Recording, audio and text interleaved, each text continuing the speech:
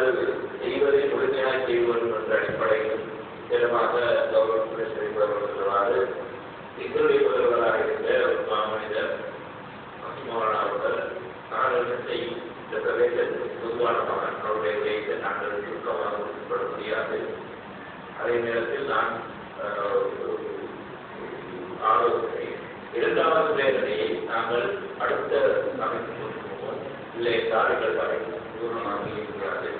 மூன்றாவது வேலை நாங்கள் செய்யப்படுவது அதே நேரத்தில் உறுப்பினருடைய வேலை ஏதாவது சம்பந்தமான துறைக்கும் நடவடிக்கைகளும் அந்த அடிப்படையில் நாங்கள் குழந்தைகளுடைய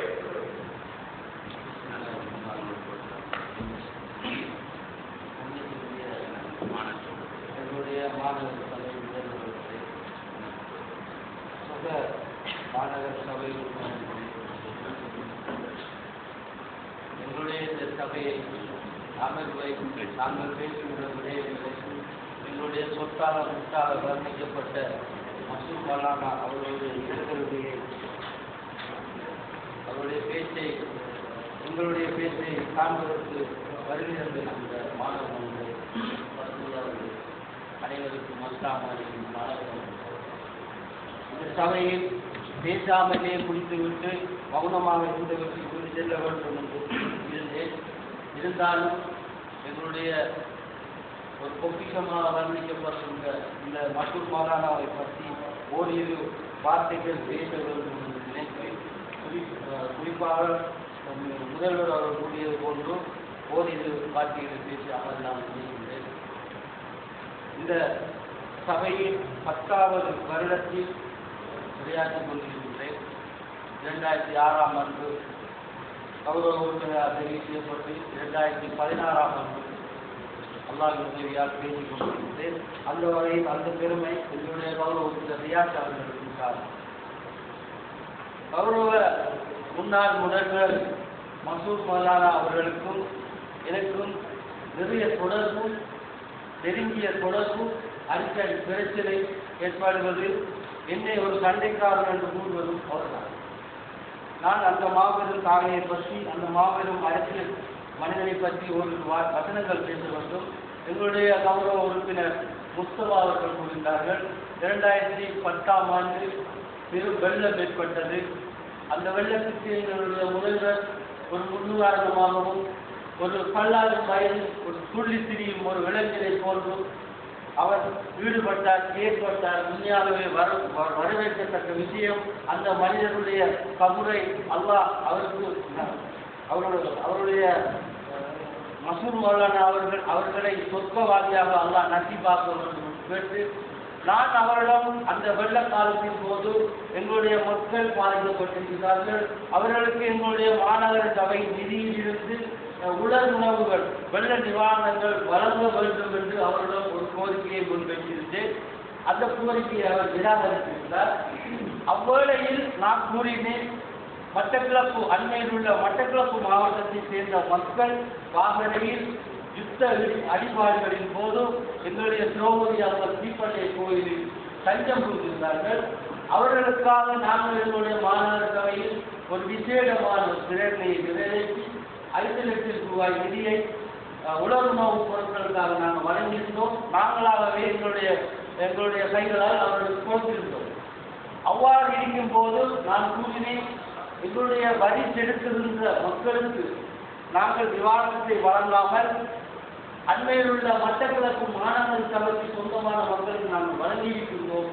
ஆகவே எங்களுடைய மக்களுடைய வரிப்பணத்தில் குறைந்தது 5 லட்சம் என்ன 10 லட்சத்துக்காவது இந்த கல்வனை மாநகர சபைக்கு சொந்தமான உயிர்த்தான மக்களுக்கு நாங்கள் அந்த உணர்வுகளை வழங்க வேண்டும் என்று கேட்டிருந்தேன். அதை நிராகரித்தார். நான் உங்களுக்கு தெரிந்திருக்கும், நான் அவருக்கு எதிராக கூரைகளை போராட்டம் செய்தேன்.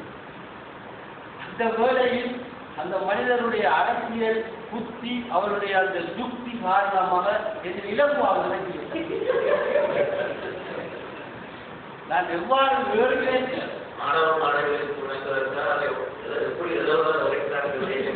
நான் அதை கூறியிருப்பேன்.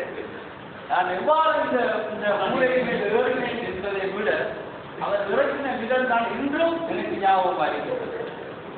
அவர் கூறின எல்லாம் போன் எல்லாம் போன்ல நேரடியாக கலைக்க முடியாது. கௌரவ உறுப்பினர்களோடு எங்களுடைய முதல்வர் அவர்கள் வந்து சொல்லுகிறார், மகனே ராஜா தம்பி நீங்கள் இந்த வேலை உங்கள் என்ன பிரச்சனை வளர்த்த முடியல பாமா இறங்குமா இறங்கு என்று இன்னும் மேலும் வார்த்தைகள் கூறி இறக்கும் போது அப்ப அருகில் உள்ள எங்களுடைய முன்னாள் பிரதி முதல்வராக பஷீர் அவர்கள் கேட்டிருந்தார்கள். அவர் சொல்லுகின்ற விடயங்களை செய்ய முடியுமா?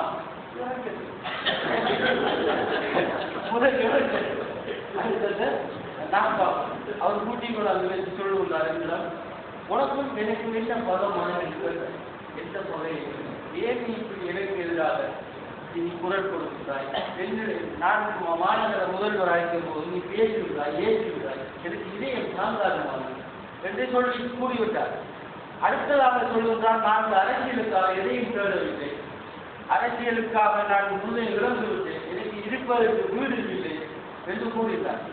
அவ்வேளையில் அவரிடம் இருந்த ஒருவர் சொன்னார், இவருக்கு பிறந்ததாட்டா 3 வீடுகள் கொடுத்திருக்கிறார்கள், இவர் வைத்தியசாலையில் நோய்வாய்ப்பட்டு இருக்கும்போது சம்பாதித்து அந்த 3 வீடுகளில் சிறப்பை பெற்றதாக ஒரு நண்பர் கூறுகிறார். அந்த விடயத்தை நான் கூறிவிட்டேன், நீங்கள் போய் செல்கிறீர்கள், உங்களுக்கு பிரேமராஜா முன்னாள் ஜனாதிபதி பிரேமராஜா அவர்கள் 3 வீடை தந்தார்கள், அதுக்கு இல்லாத பூஜை பெற்றார் என்னிடம் பேசி விட்டு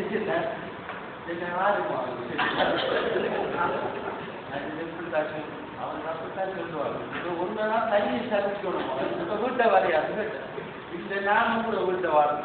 அவர் வீட்டை வரைச்சு நம்ம கட்டி பிடிச்சி அழுது சொன்னார், உன்னுடைய பாப்பாட வயது அரசியல் அனுபவம் நீ துள்ளாத நீ அரசியலுக்கு போய் உரிய இடத்துக்கு சென்றடைய மாட்டார்.